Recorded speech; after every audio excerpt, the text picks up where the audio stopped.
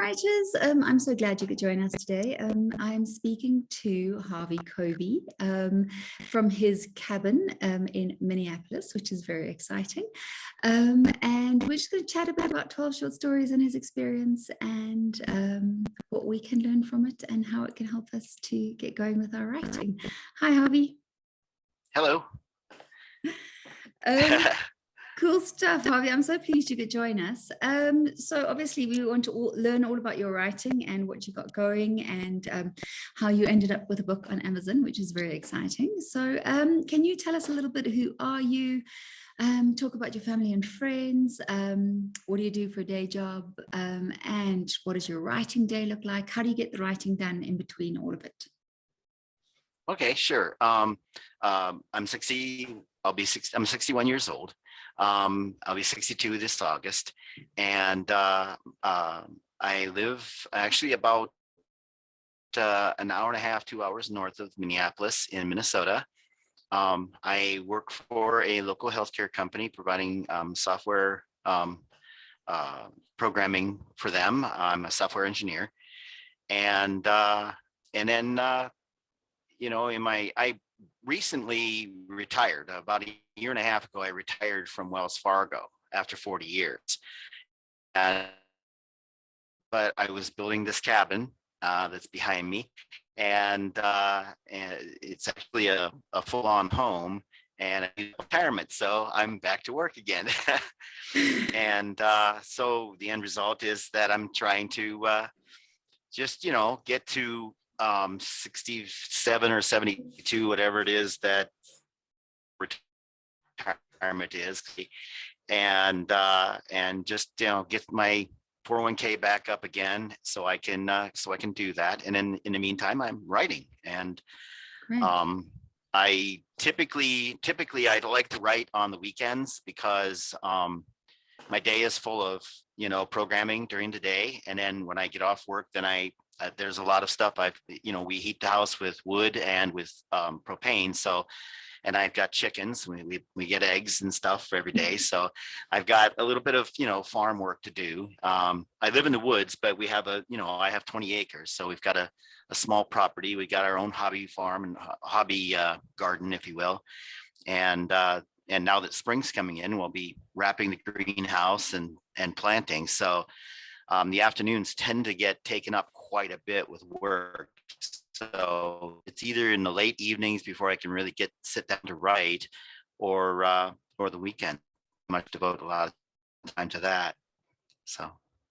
Okay, chickens and writing, that sounds pretty idyllic to me. Tell me a little bit about your book and then your experience of writing it. Oh, sure. So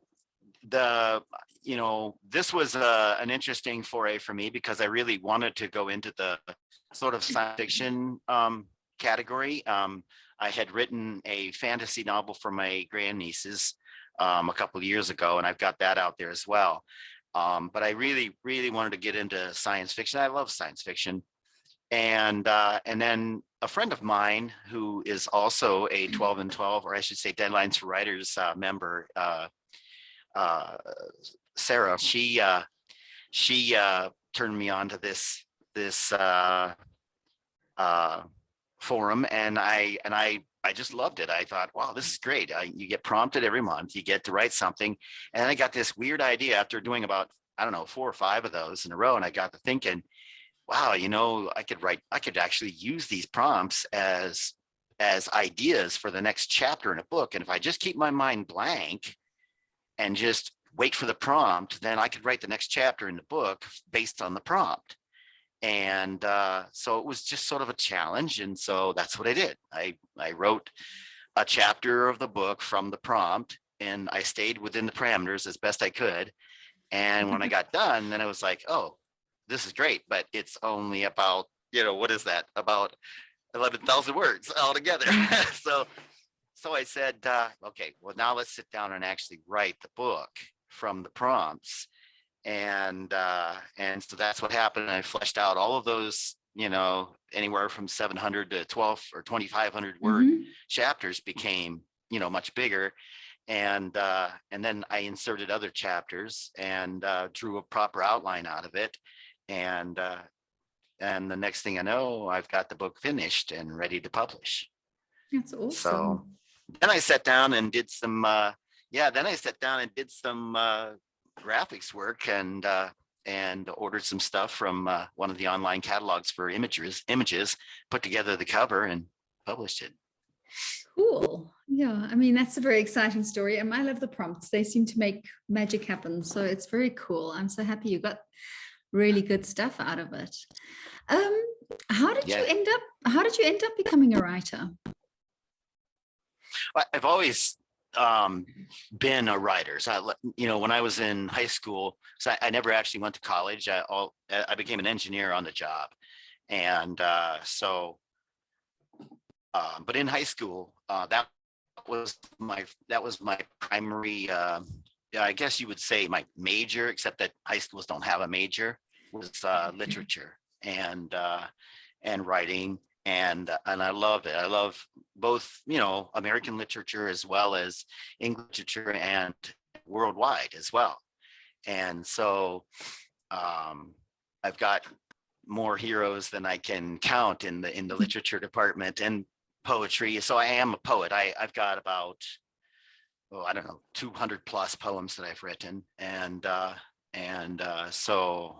even have a chapbook out on that as well, on some of that. But yeah, I think, I've always been, it's just that I never really had the focus. I was just like, oh, okay, I'll sit down. It's a beautiful day and I got nothing else to do. Let's write something, And so I don't know, 2016, I want to say, I'm up here at the cabin and with my grandnieces and with my niece and her children and I just went out and I was playing with them a little bit in the yard. They love their old papa. They call me Papa, which was kind of fun. But so I'm out there and playing with them in the sand and stuff out in the yard and in the woods and the rock. And I just sort of got this idea for a story. And so then I sat down and I started writing. And within 6 weeks, I had the rough of the story. And so that said, well, wait a minute. Now I know I can do this because I've got a basically not quite novel. It was like about 26,000 words. And I was like, whoa. So then I went ahead and went through the process of editing and fleshing it all out. I think I ended up with about, I don't know, 50 or 60,000 words in this first book. And I put it out. I thought, what the heck, And that was when I first began to realize that, okay, I could do this. And for real, not just poems, but like actual writing books. And so I've been doing it ever since. That's awesome. So do you enjoy writing? Is it something that energizes you? Do you find it draining? Do you like writing? No. You can't wait to get going? Right. No, I actually very much enjoy it. I've got about 5 open projects right now, including a sequel to the first book, a sequel to this one that we just put out from Deadlines from Writers, and then another freestanding novel. So I've got, like I said, about five different projects in the works right now. So yeah, it's just really, it's like programming. They sit you down, they tell you what they want, which is the prompt. They tell you what you want, and then you might ask some questions to get a little bit more idea of where they want to go with it, and that would be your outline. And then you write your pseudocode, which is your basic draft, and then you start writing the programming, and when you're all done, you've got this thing that you've created out of nothing, right? It's just all up here, right? And based upon a prompt or an idea. And I love that. It's like magic. It is magic. Absolutely. Yeah. So besides writing and programming, do you have any other creative pursuits? Do you paint? Do you draw? I do. What else? I do actually do a little bit of art, computer art, but I'm a musician too. So I play pretty much anything brass, but I focused on trumpet when I was younger, and I play guitar. and banjo. Okay. Yeah. So, Do you find these other creative pursuits feed your writing?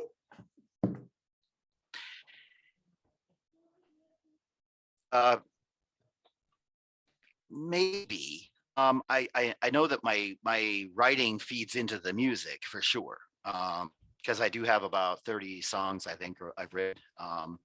So that definitely, basically, yeah, I wrote songs before I really was writing poems, and then realized, well, songs are poems, or poem songs, I guess. Uh, so yeah, they feed hand in hand. Yeah, absolutely. Yeah, it's always so So interesting. I mean, no one is ever just a writer. They're always something and a this and a writer and a this. And so I think right. that's the coolest part about being a writer is you don't have to be any one thing. What Right. do you like reading? So yeah, I like a lot of stuff. I like a lot of fiction. I do. I have a friend who just wrote a bunch of cyberpunk novels, and I'd never read cyberpunk before, so I thought, well, what the heck? And I actually signed up to be one of her reviewers, and I was just enthralled. It was great. It was amazing work, and so now I'm a fan of cyberpunk. um, I also like nonfiction. I follow a young woman out in England who is an astronomer and a physicist, and she wrote a book, and I ordered her book, was it was a page turner. I mean, it really was, and it was all nonfiction stuff, but it was great, and I read right through it in like 3 days. I was done with the book, and this is just evening reading when I get done in the end of the day and sit down and lay down and read, And in 3 days of evening reading, I had finished the book, and it was great. So yeah, I like a lot of stuff. Good. Yeah. I always, people always ask me, oh, what genre do you read? What genre do you read? I said, I don't care about genre. I care about a good story. I will read any genre as long as the story is good. So, yeah, no, cyberpunk is, yeah, it's a very cool medium to go and explore in. So that's very cool. Right.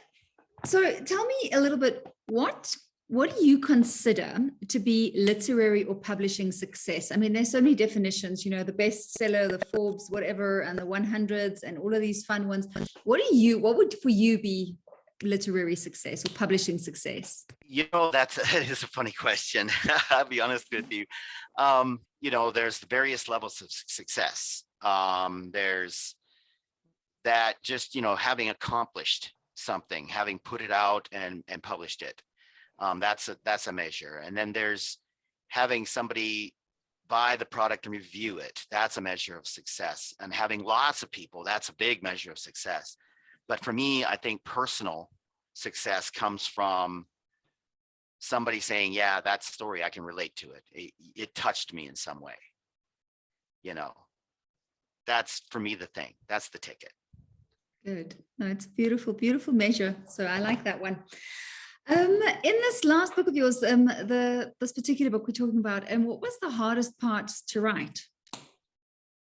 Was there a hard part to write? Honestly, the prompts were so good, so interesting that it wasn't really that difficult. The easiest part for me, obviously, is that I have a male protagonist. I am a father of two and a girl. And so that was the easiest part of it. That the toughest part, I suppose, this book actually wrote itself. And in a way, because the prompts gave me the ideas and then that expanded. I think the hardest chapter was Evoya, where I chose that name because it's an ancient name for Rome. And the prompt was Rome. And so I just decided that since I'm doing this setting on Mars and I've got all of these domes and I'm already quoting names from the domes and places that are known, anybody can just go to Google Mars and see those names. Why don't we just create a new name? And I thought, okay, well, is there an alternate name for Rome? And then I come up with Evoya, and that's how it started. So then I did a little research.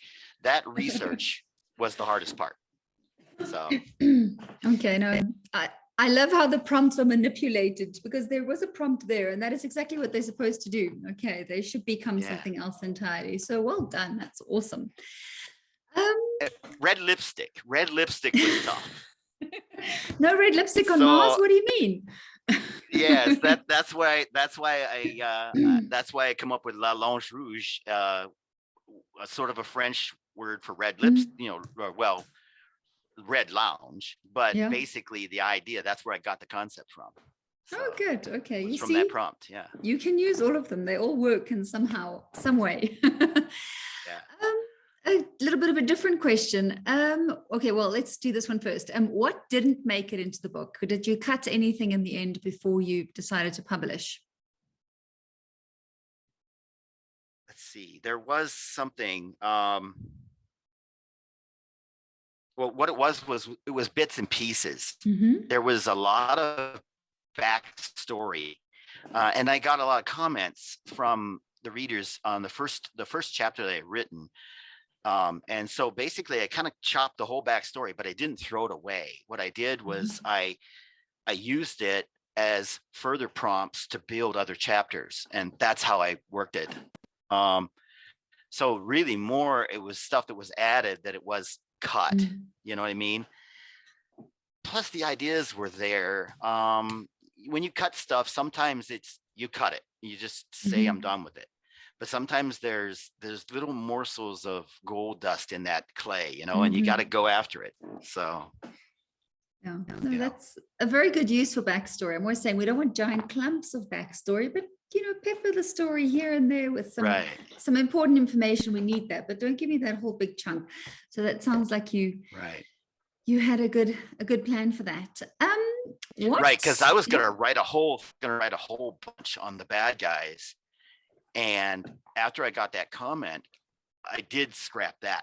I didn't even get into that. It was like the bad guys are the Earth Prime Coalition. I didn't go into any of that. A whole lot into the bad guys, the sort of Earth Prime Coalition, because as I was thinking about that and had sort of begun fleshing some stuff out, John Michael responded to me and said, let the reader infer who that bad person is, who that bad guy is, that antagonist. Let them infer the antagonist rather than giving them all the details about the antagonist. Tease them a little bit and let them draw their own conclusions, and you'll have a better story and it'll flow better. And he was right. He was absolutely right. So cool.